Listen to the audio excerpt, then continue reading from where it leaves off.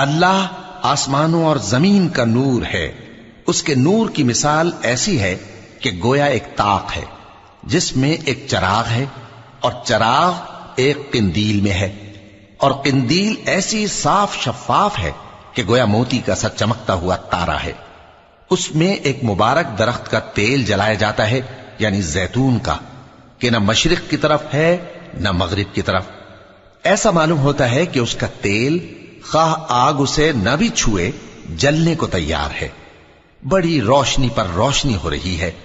اللہ اپنے نور سے جس کو چاہتا ہے سیدھی راہ دکھاتا ہے، اور اللہ جو مثالیں بیان فرماتا ہے تو لوگوں کے سمجھانے کے لیے، اور اللہ ہر چیز سے واقف ہے.